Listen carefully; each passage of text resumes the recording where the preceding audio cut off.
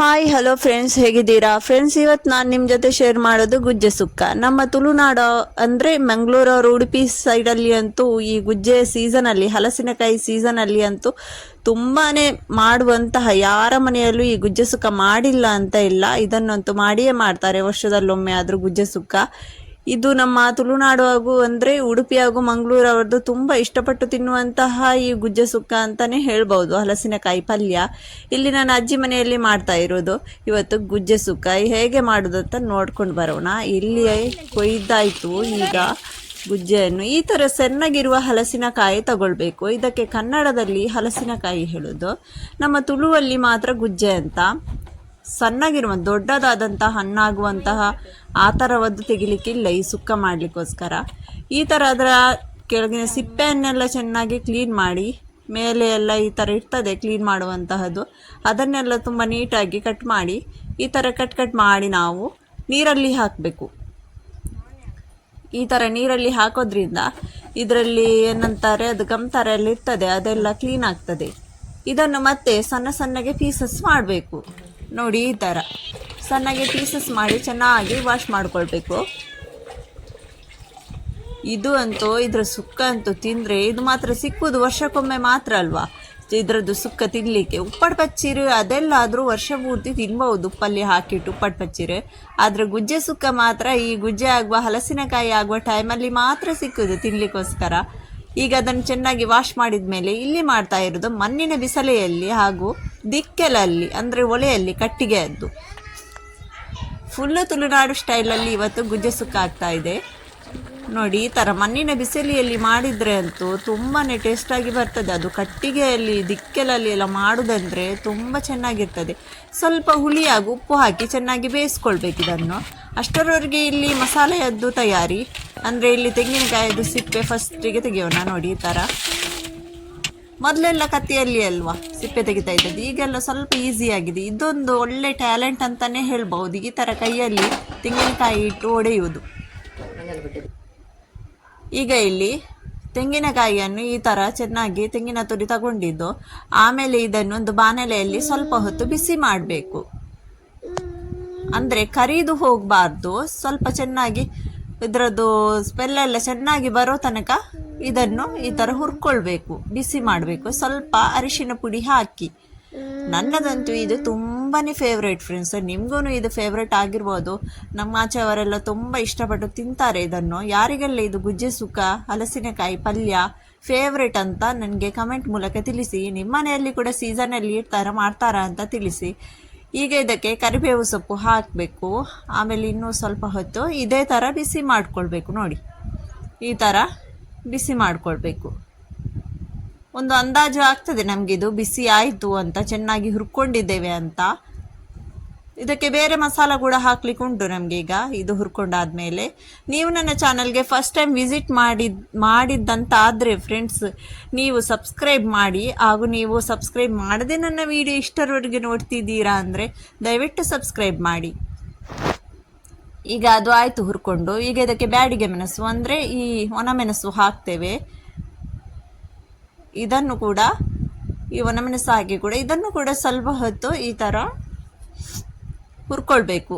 ಅದಕ್ಕೆ ಈಗ 1.5 ಸ್ಪೂನ್ ಕೊತ್ತಂಬರಿ ಹುಡಿ ಹಾಗೂ ಅರ್ಧ ಚಮಚ ಜೀರಿಗೆ, ಕೊತ್ತಂಬರಿ ಹುಡಿ ಅಲ್ಲ 1.5 ಸ್ಪೂನ್ ಕೊತ್ತಂಬರಿ ಹಾಗೂ ಜೀರಿಗೆ ಹಾಕಬೇಕು. ಹಾಕಿ ಇದನ್ನು ಈ ಮೆಣಸಿನೊಟ್ಟಿಗೇನೆ ಸ್ವಲ್ಪ ಹೊತ್ತು ಬಿಸಿ ಮಾಡಿಕೊಳ್ಬೇಕು, ಹುರ್ಕೊಳ್ಬೇಕು. ಕಾಳು ಮೆಣಸು ಕೂಡ ಒಂದು 5-6 ಹಾಕೋಣ.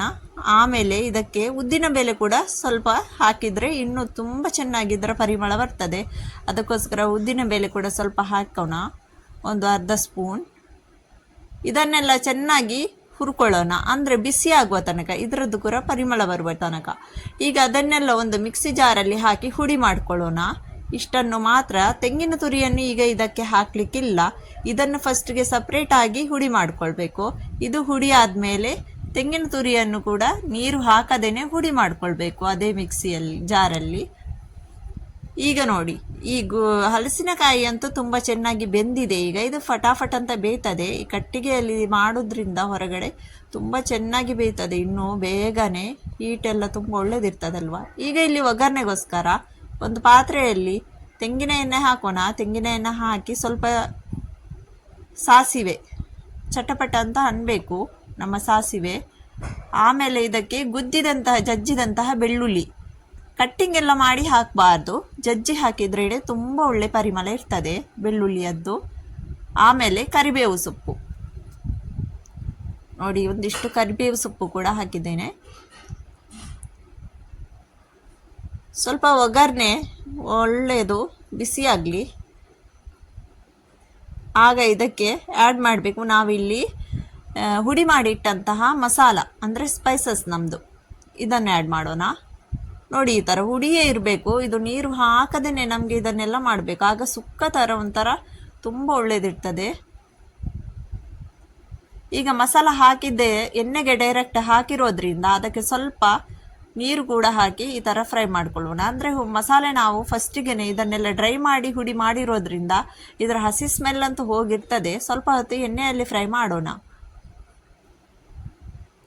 ಈಗ ಇಲ್ಲಿ ನೋಡಿ, ಹಲಸಿನಕಾಯಿ ಕೂಡ ಚೆನ್ನಾಗಿ ನೀರೆಲ್ಲ ಆರಿದೆ, ಡ್ರೈ ಉಂಟು ನೋಡಿ, ಇದರಲ್ಲಿ ನೀರೇ ಇಲ್ಲ. ಇದನ್ನೇ ಆ್ಯಡ್ ಮಾಡ್ತಾ ಇರೋದು. ಈಗ ಉಪ್ಪು ಎಲ್ಲ ನಿಮಗೆ ರುಚಿಗೆ ತಕ್ಕಷ್ಟು ಹಾಕ್ಕೊಳ್ಳಿ ನೀವು. ನೋಡಿ, ಈ ಥರ ಈ ಹಲಸಿನಕಾಯಿ ಬೇಯಿಸಿದಂಥ ಹಲಸಿನಕಾಯಿಯನ್ನು ಕೂಡ ಇದಕ್ಕೆ ಆ್ಯಡ್ ಮಾಡ್ಕೊಳ್ಳೋಣ. ಈ ನಮ್ಮ ಹಲಸಿನಕಾಯಿಯದ್ದು ಈ ಥರ ಪಲ್ಯ ಅಂತೂ ಮಾಡಿದರೆ ಗಂಜಿ ಜೊತೆ ಅಂತೂ ಹೇಳುವುದೇ ಬೇಡ ಈ ಬೇಸಿಗೆ ಕಾಲದಲ್ಲಿ. ಈಗ ಇದನ್ನೆಲ್ಲ ಚೆನ್ನಾಗಿ ಈ ಥರ ಮಿಕ್ಸ್ ಮಾಡ್ಕೊಳ್ಳೋಣ, ಅಂದರೆ ಮಸಾಲೆ ಎಲ್ಲ ಸರಿಯಾಗಿ ಇದಕ್ಕೆ ಮಿಕ್ಸ್ ಆಗಲಿ.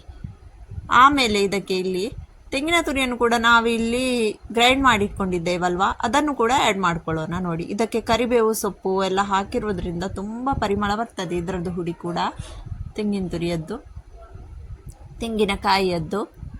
ಇದನ್ನು ಕೂಡ ಈಗ ಚೆನ್ನಾಗಿ ಮಿಕ್ಸ್ ಮಾಡ್ಕೊಳ್ಬೇಕು. ನೋಡಿ, ಈ ಥರ ಚೆನ್ನಾಗಿ ಮಿಕ್ಸ್ ಮಾಡಬೇಕು. ಈ ನಮ್ಮ ಹಲಸಿನಕಾಯಿಯದ್ದು ಸುಕ್ಕ ಈ ಥರ ಮಾಡಿ ನೀವು ಗಂಜಿ ಜೊತೆ ಊಟ ಮಾಡಿದರೆ ಅಂದೆ ನೀವು ಚಿಕನ್ ಮಟನ್ ಎಲ್ಲ ಮರೆತು ಹೋಗಬೇಕು ಫ್ರೆಂಡ್ಸ್, ಅಷ್ಟೊಂದು ಸೂಪರಾಗಿ ಬರ್ತದೆ. ನಾನು ಹೇಳಿದ್ದೇನಲ್ವ, ನನಗಂತೂ ತುಂಬ ಚೆನ್ನಾಗಿ ಅನಿಸ್ತದೆ ಈ ಗುಜ್ಜೆ ಸುಕ್ಕ. ನಿಮಗೆ ಏನಾಗಿ ಅನಿಸ್ತು ಅಂತ ನನಗೆ ಕಮೆಂಟ್ ಮೂಲಕ ತಿಳಿಸಿ. ಈ ನಮ್ಮ ಹಲಸಿನಕಾಯಿ ಸೀಸನಲ್ಲಿ ಅಂತೂ ತುಂಬ ಮಾಡ್ತಾರೆ ಐಟಮ್ಸ್ ಎಲ್ಲ. ಈ ಬೆಳೆದಂತಹ ಹಲಸಿನ ಹಣ್ಣಾಗಲಿಕ್ಕೆ ಸ್ವಲ್ಪ ದಿನ ಇರುವಾಗ ಕೂಡ ತುಂಬ ಚೆನ್ನಾಗಿ ಅದರದ್ದು ಕೂಡ ಒಂದು ಉಪ್ಪಿಟ್ಟು ಥರ ರೆಸಿಪಿ ತುಂಬ ಚೆನ್ನಾಗಿ ಒಗ್ಗರಣೆ ಎಲ್ಲ ಹಾಕಿ ಮಾಡ್ತಾರೆ. ಆಮೇಲೆ ಉಪ್ಪಟ್ಟು ಪಚ್ಚೀರಿ ಹಾಕಿ ಇಡ್ತಾರೆ. ತುಂಬ ರೆಸಿಪಿ ಉಂಟು. ಗುಜ್ಜೆದು ಗುಜ್ಜೆದ್ದು ಹಲಸಿನ ಹಣ್ಣದ್ದು ಅಂದರೆ ತುಂಬ ರೆಸಿಪಿ ಉಂಟು. ಖಾರಿ ಅಂತ ಹೇಳ್ತಾರೆ, ಆಮೇಲೆ ಅದರದ್ದು ಎಲೆಯಲ್ಲಿ ಎಲ್ಲ ಹಾಕಿ ಮಾಡ್ಕೊಳ್ತಾರೆ, ಗಾರಿಯ ಅಂತ ಹೇಳ್ತಾರೆ, ತುಂಬ ರೆಸಿಪಿ ಮಾಡ್ತಾರೆ. ಈಗ ನೋಡಿ, ಇದರದ್ದು ಎಲ್ಲ ಮಿಕ್ಸ್ ಆದಮೇಲೆ ಚೆನ್ನಾಗಿ ನಾವಿದರ ಮೇಲೆ ಕೊತ್ತಂಬರಿ ಸೊಪ್ಪು ಹಾಕ್ಕೊಳ್ಳೋಣ. ನಿಮಗೆ ಇಷ್ಟ ಅಂದರೆ ಹಾಕಿ, ಒಬ್ಬೊಬ್ಬರಿಗೆ ಕೊತ್ತಂಬರಿ ಸೊಪ್ಪು ಇಷ್ಟ ಇಲ್ಲ ಅಂದರೆ ಸ್ಕಿಪ್ ಮಾಡಿ. ಈಗ ಇದರ ಜೊತೆ ಒಂದು ಊಟ ಮಾಡುವ ಮಜಾನೇ ಬೇರೆ. ಅದನ್ನು ಬಾಳೆ ಎಲೆಯಲ್ಲಿ ಊಟ ಮಾಡುವಾಗ ಅಂತೂ ಹೇಳಲಿಕ್ಕೇ ಇಲ್ಲ, ಅಷ್ಟೊಂದು ಸೂಪರಾಗಿರ್ತದೆ.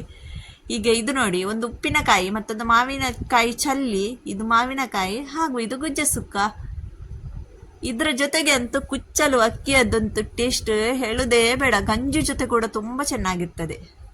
ಗಂಜಿ ಹಾಗೂ ಈ ಸುಕ್ಕ, ಈ ಚಲ್ಲಿ ಗಂಜಿ, ಉಪ್ಪಿನಕಾಯಿ, ಗಂಜಿ ಚಟ್ನಿ, ಇದೆಲ್ಲ ತುಂಬ ಕಾಂಬಿನೇಷನ್ ತುಂಬ ಒಳ್ಳೆಯದು. ನೋಡಿದ್ರಲ್ಲವ ಫ್ರೆಂಡ್ಸ್, ನನ್ನ ವಿಡಿಯೋ ನಿಮಗೆ ಇಷ್ಟ ಆಯಿತು ಅಂದರೆ ಒಂದು ಕಮೆಂಟ್ ಮಾಡಿ, ಲೈಕ್ ಮಾಡಿ, ಹಾಗೂ ನಿಮ್ಮ ಈ ಹಲಸಿನಕಾಯಿಯದ್ದು ಸುಕ್ಕ ಇಷ್ಟಪಡುವಂಥ ಫ್ರೆಂಡ್ಸ್ಗೆ ಶೇರ್ ಕೂಡ ಮಾಡಿ. ಇನ್ನೊಮ್ಮೆ ಸಿಗ್ತೇನೆ.